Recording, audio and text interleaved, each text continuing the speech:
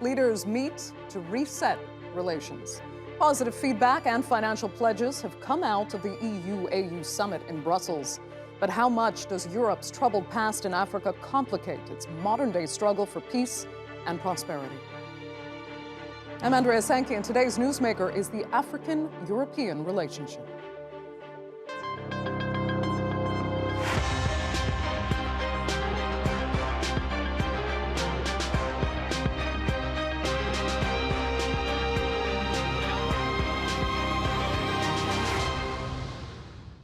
The European Union and African Union would like to portray their ties as a partnership between equals.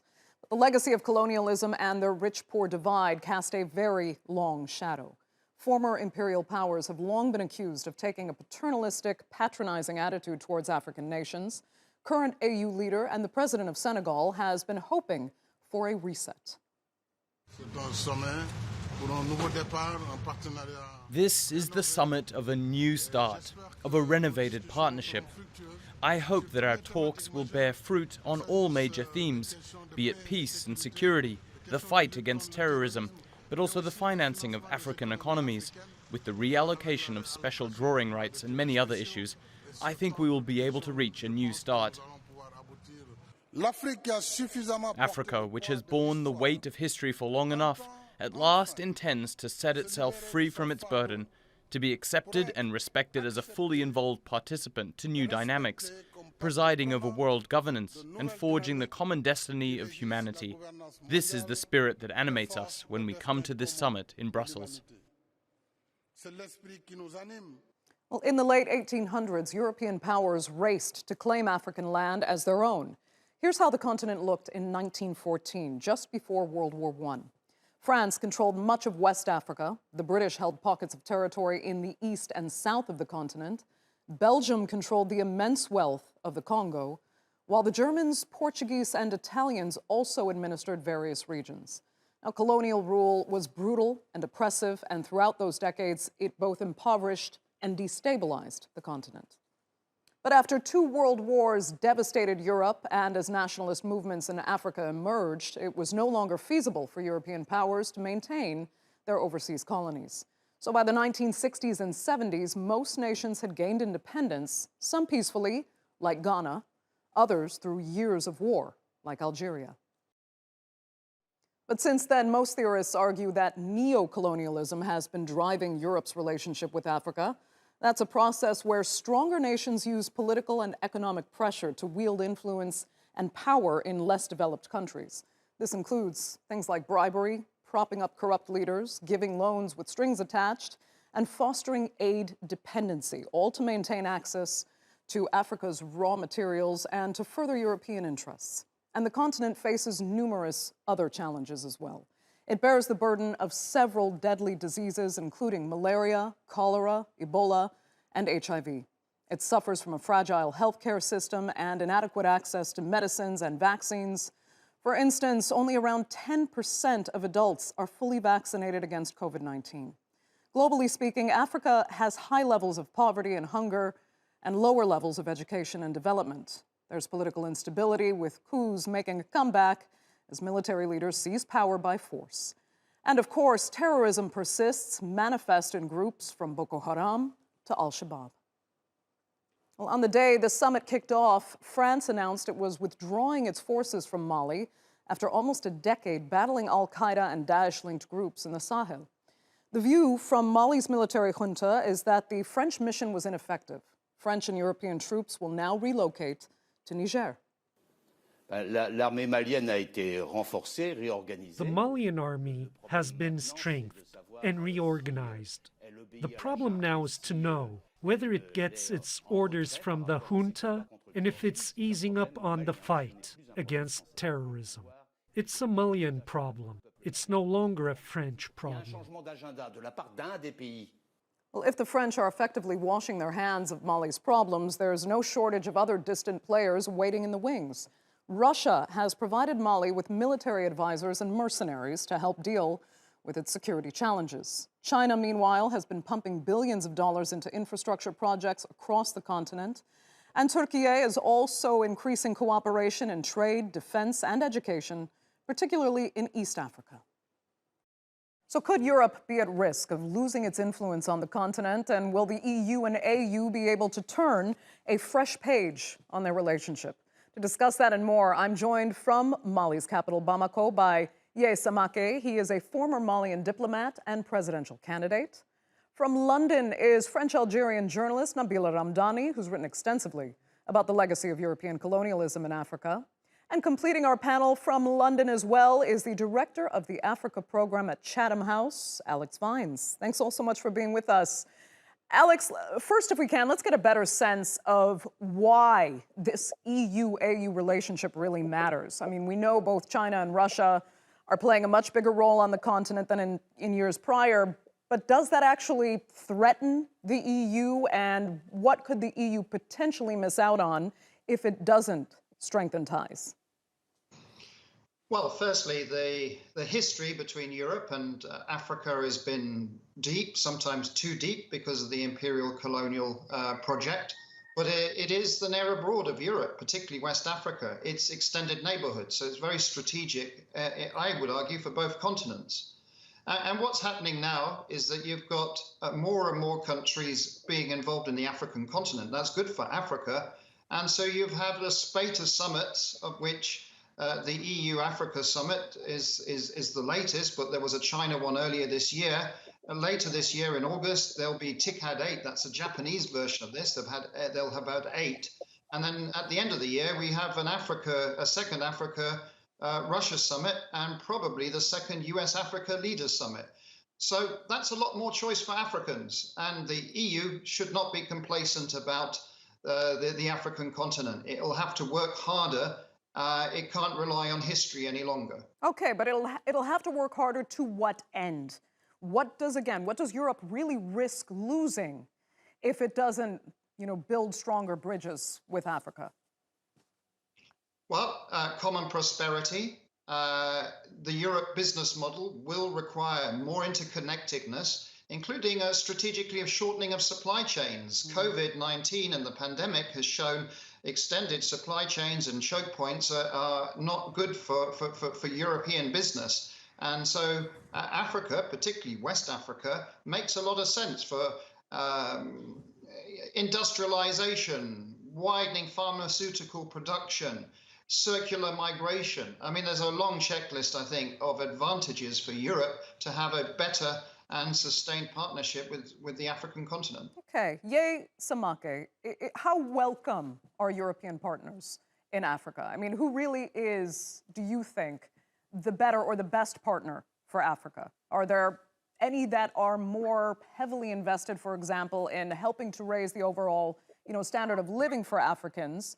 Or is there that fear still that too many foreign partners are too much interested in what resources are at stake, and that neocolonialism is a little bit too strong still to make a healthy, beneficial partnership at this point? Andrea, it has been said that the 21st century is Africa's time, and our partners better engrave this into their new thinking. Africa is not escaping anyone. Africa is standing on its own feet and needs respect and want a change in the dynamic of our relationship. And there have been signs already that our European partners, particularly in the case of Mali, France has not yet included this into their thinking. They have to change, not just by saying we want to change. We want this change to be effective, to be tangible in Africa. We want, first of all, the return of our dignity. We want to claim control of our destiny. That's what Africa wants. That's what Mali needs. And this is a new dynamic. We don't want to bend to the injunctions of former masters. We are past that level. Leaders like myself, we are not in the colonial complex anymore. We have to have a more forward thinking and making sure that our relationship is a win-win relationship and respectful relationship instead of the paternalistic relationship that French want to impose on French Africa. It is not going to work. So we have to make sure we don't want anyone to leave Africa. We welcome everyone. We want to work with all of our partners.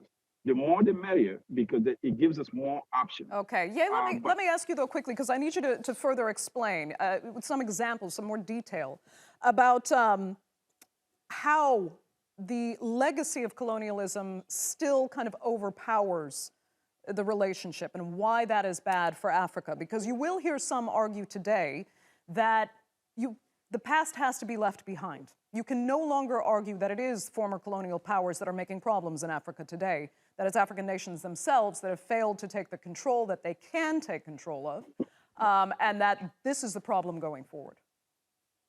Well, today, that is no longer the claim we're making, that they are our problem. We are standing on our own feet, and this is hard to swallow by the ego of former colonial powers. That is the reality. The reality is Mali, I'm speaking for Mali, I'm not going to speak for Africa. Mali wants to stand alone, Mali wants to stand on its own feet and look straight in the eyes of our partners as equal partners. We do not want to live in a paternalistic relationship with France anymore. And that is hurting because it's a change.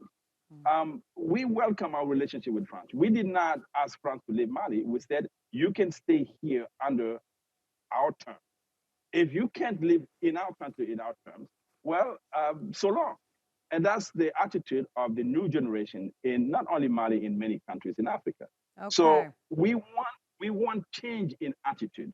We don't want our masters to come back. We want partners to come to Africa. We do business, and Africa is open for business. Okay, let me ask Nabila. I mean, you do hear some of the same sentiment that Ye was describing out of Algeria as well. Help us better understand why it's still not equal at this point. What is it that France in particular does to make this paternalistic attitude and create this complex, really, between the parties involved? What is it that is happening that creates that complex? Well, I think what is pretty clear is that there is still very much a scramble for Africa feeling to the whole geopolitical situation across the African continent, not only from France, but the European Union, and African leaders launched that two-day summit in Brussels on Thursday. And Europeans are effectively trying to convince the African guests that they are the most reliable partner in the face of tough competition on the continent, especially from China and indeed Russia. So the EU will now use the summit to roll out an initiative aimed at generating 150 billion euros in public and private investment funds in Africa over the next 7 years. And the EU will effectively launch this plan, which is part of the EU's new Global Gateway project. And this is effectively a 300 billion euro worldwide investment program, which is meant to rival anything that China and indeed Russia can offer. But it has to be said that inevitably, the focus is on security issues, which are dominating discussions, including the presence of Russian mercenaries on the continent, including in Mali. So not only is Moscow making life difficult in Ukraine, but mercenaries from the Russian paramilitary group Wagner have been popping up across Africa too. And Western nations effectively fear that Russia is stepping into the vacuum left by the withdrawal of countries such as France, and Wagner mercenaries are said to be already on the ground in Mali, even though the military junta let me ask Alex about that quickly. I mean, the fact that Mali is employing these Russian private military contractors, you know, instead of or in lieu of the French troops that are now leaving, what difference does it make? What difference does it make to the Europeans if, you know, Russian mercenaries are fighting instead of French and European troops?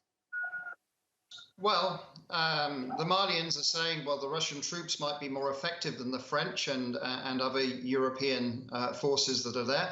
I'm not convinced. I think this is politics related to the junta in Bamako. As you will remember, there's been 2 coups over the last 18 months in Mali. This is more about protecting their interests rather than providing an improvement of public goods, services and development and security for Mali. That's my view. And I think in the end, the issues in Mali are much deeper. They are about the post-colonial nation building project in Mali that is deeply in trouble.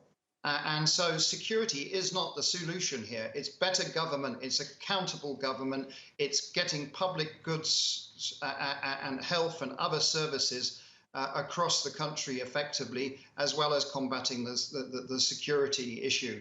Parts of Mali have not been really well governed at all since independence. So I don't think Russia's a solution. And my final point about Russia is they don't have the deep pockets, nor I believe the longer-term strategic interest in the stability and prosperity of West Africa. This is European near abroad and neighborhood. It's not Russian. And so the Russian engagement is as much about geopolitics and offsetting pressures related to Ukraine and elsewhere.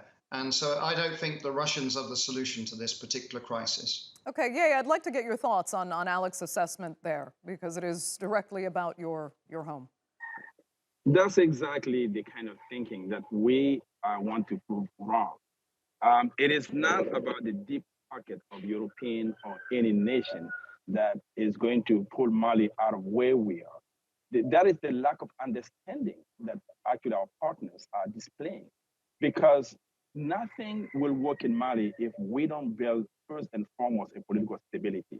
And that is what the transitional authorities are requesting, that we need a little more time to build a better electoral system, to build, to have the necessary reforms so that we can have a better governance. And yet there have been most pressures that we should hold elections when it is not possible and not in the best interest of the people of Mali. And that's where we claim control of our own destiny, because no one knows what works for us better than ourselves.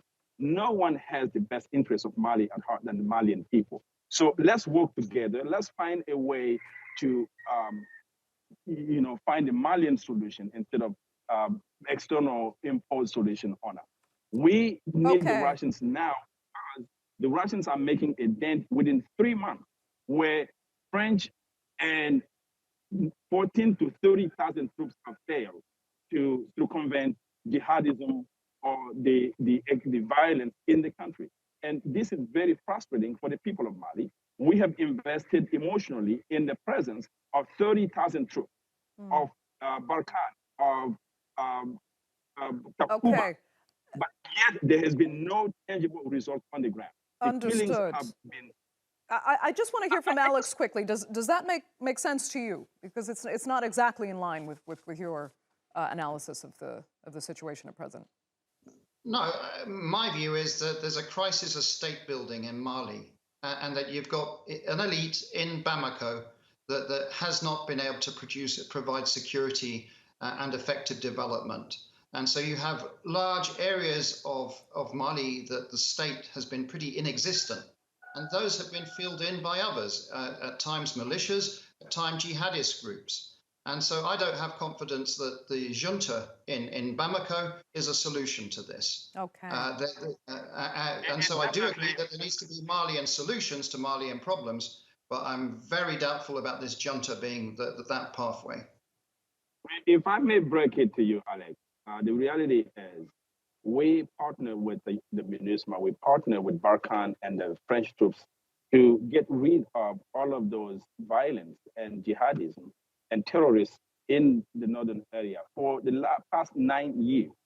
And the result is undeniable. We know that it hasn't worked. That's why we have asked for other partners to come. And this should not be an issue for anyone who is looking for a solution. The solution that we have tested has failed. We needed to evaluate the security strategy that has been brought up. We needed to make sure that we implement something that will bring peace and stability. And as I said before, Alex, what we need the most in this country is not more boots on the ground. It is not more guns in the field. What we need is, first and foremost, political stability.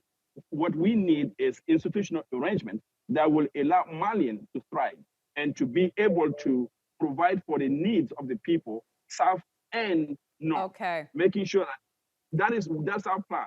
And we hope that you guys will join and come to understand this and join us in providing stability, political stability first, and then we can secure our borders and go for a thriving Mali, which is in the best interest of everyone. Okay, let me get back to Nabila.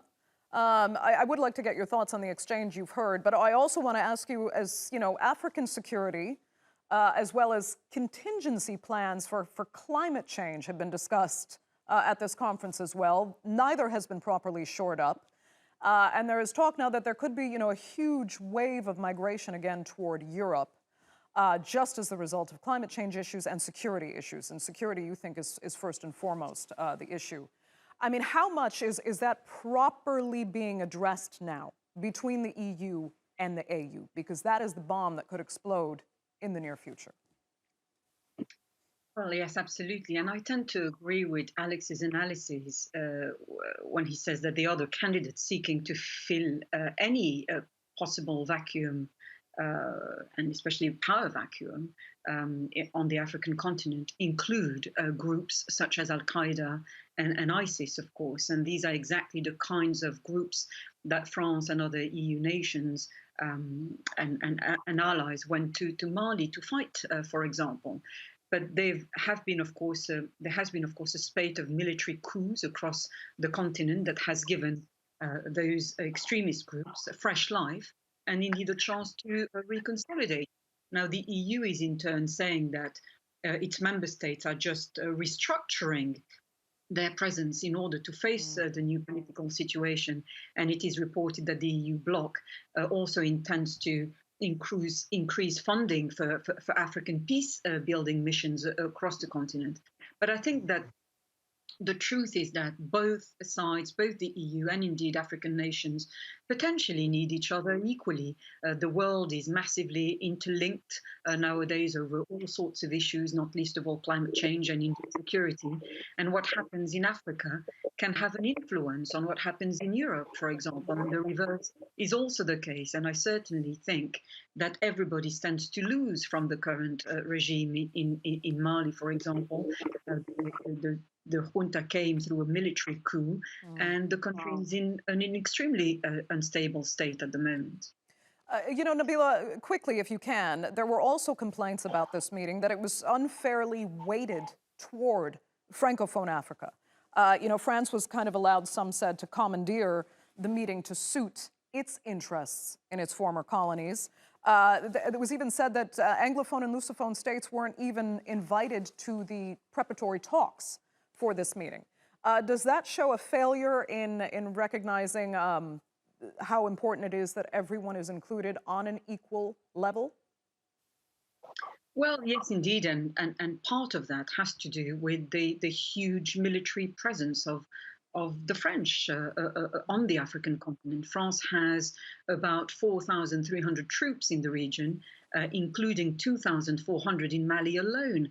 And the so-called Barkhane force is also involved in Chad, in Niger, in Burkina Faso, and Mauritania. There's also a European Union contingent, the Takuba task force organized by France to back up its forces that will also be withdrawing from Mali now. And the French and African leaders, said that after the meeting at the Élysée Palace. Okay. But, so it should be expected, in a sense, that part of the agenda was weighted toward Francophone countries on the continent. Can I chip in here? Alex, yes, go ahead. We actually have 1 minute left, and I did want to get your final thoughts. Go ahead. So the summit was postponed twice because of COVID. It wasn't ever the intention to have it under the French presidency. The Germans were hoping for it, and the Portuguese presidency also.